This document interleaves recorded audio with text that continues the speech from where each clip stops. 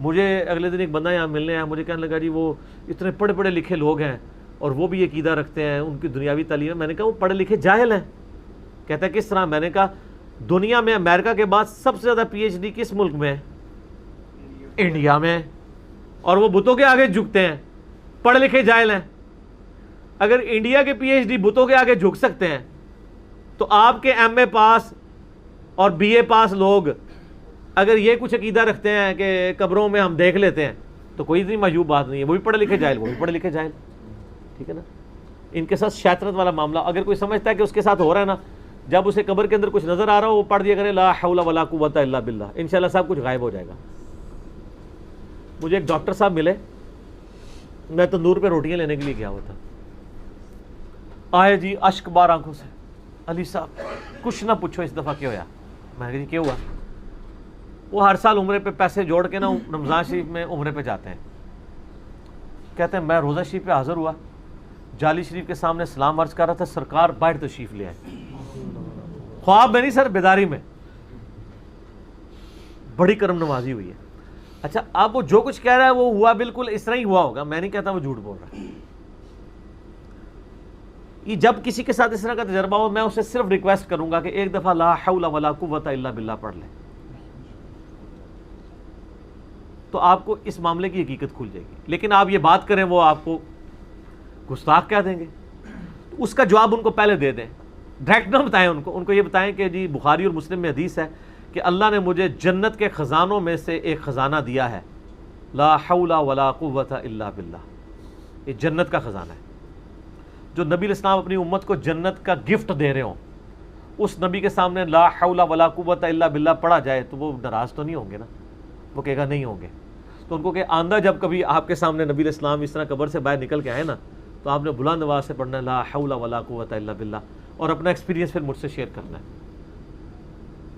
اور لوگوں نے ایکسپیرینس شیئر کیے ہیں. مجھے ایک بندے نے بتایا, ان کے اپنے ایک جاننے والے تھے, وہ کہتے ہیں جی میرا ایک دوست تھا, تو وہ کہتا تھا میں راوی کے پل پہ روزانہ شام کو نا داتا صاحب سے ملتا ہوں. اب ان کو فوت ہوئے 465 ہجری میں فوت ہوئے ہیں, 1000 سال ہو چکے ہیں. کہتے ہیں میں نے اس سے کہا کہ بھائی اب جب کبھی داتا صاحب سے ملاقات ہو تو تم نے لا حول ولا قوت الا باللہ پڑھنا ہے.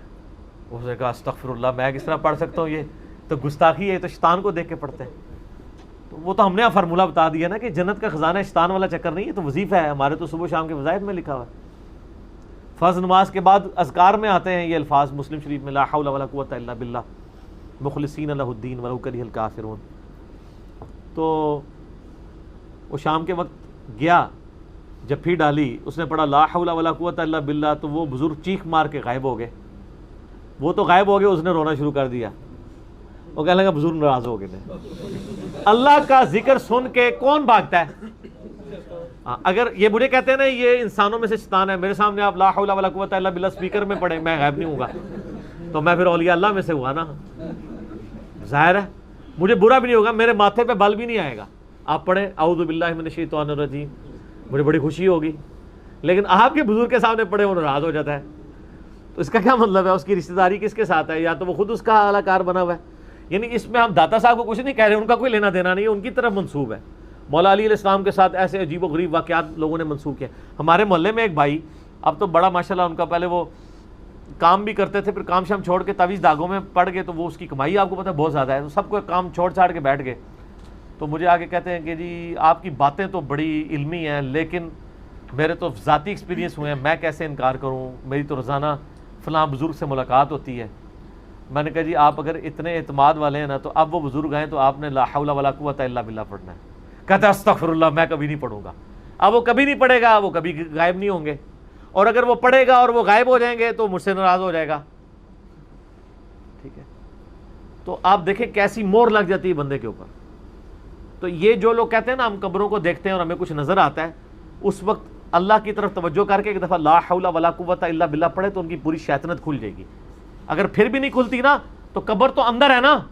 میں باہر تمہیں فارمولہ تمہارے سارے بزرگوں کو لکھ کے دیتا ہوں اپنا مشین ڈیزائن کا, جس میں لیٹن کے, گریک کے, انگلش کے ورڈز ہوں گے, الفابیٹس, وہ صرف مجھے ریسائٹ کر کے بتا دیں, دیکھ کے.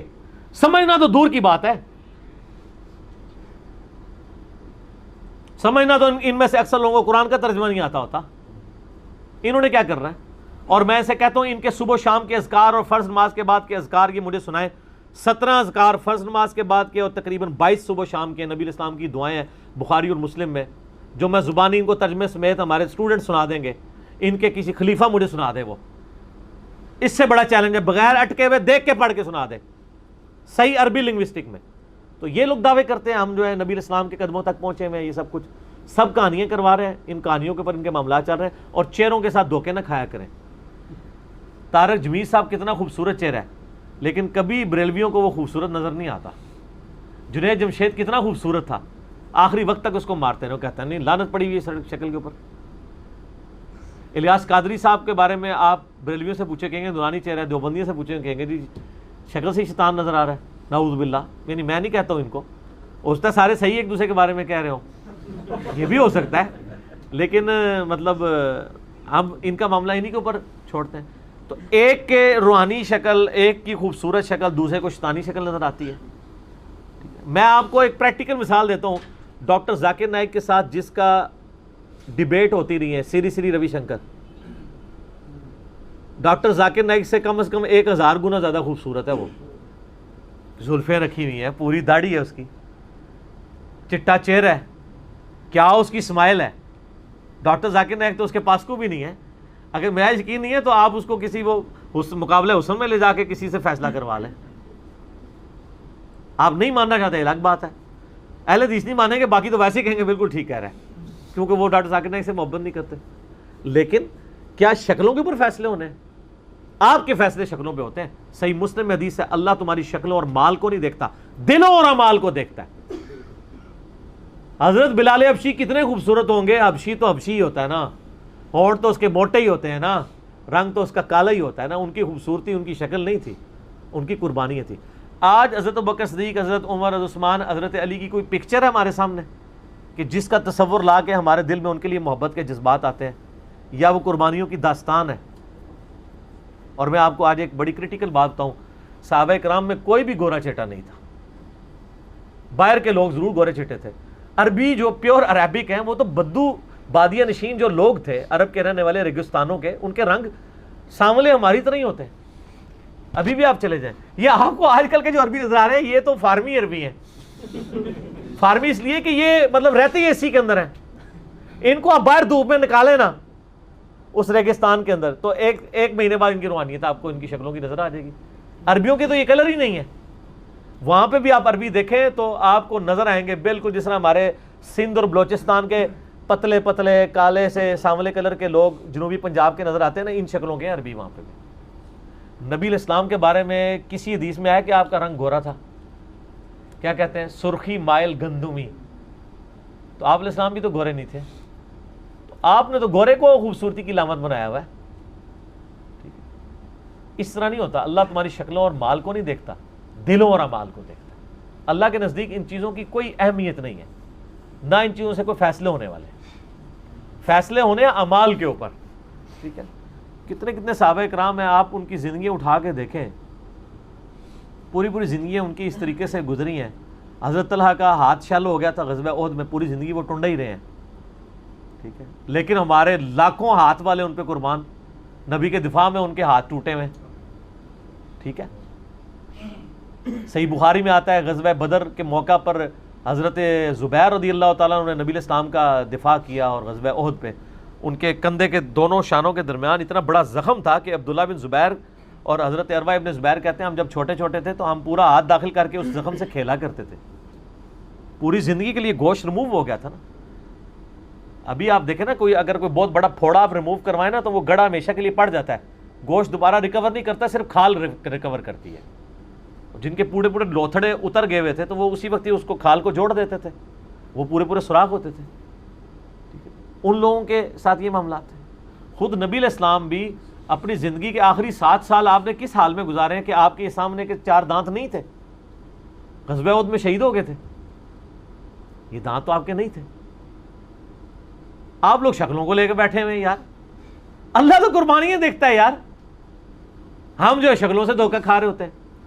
ہم نے ان کی شکلوں والی ڈاکٹرائن بھی ختم کر دی ہے. میری جب ویڈیوز چڑھتی ہیں نا, کسی کو پتہ نہ ہو کہ یہ کون ہے, تو ساروں کو اپنا ہی نظر آ رہا ہوتا ہے. ہاں کئی لوگ ہمیں ملے ہیں کہ ہمیں لگا یار کوئی دیوبندی لگ رہا ہے, پگڑی پہنی ہے, بریلوی کہتے ہیں نہیں یہ بریلوی لگتا ہے.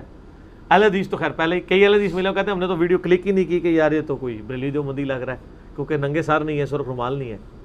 اور جب سنتے ہیں پھر تو بالکل نہیں سمجھ لگتی ہے کیا ہے, کیونکہ ہر بات ہی ڈفرینٹ ہو رہی ہوتی ہے. کیوں؟ کیونکہ نام ہے وہابی, نام ہے بابی, میں ہوں مسلم علمی کتابیں.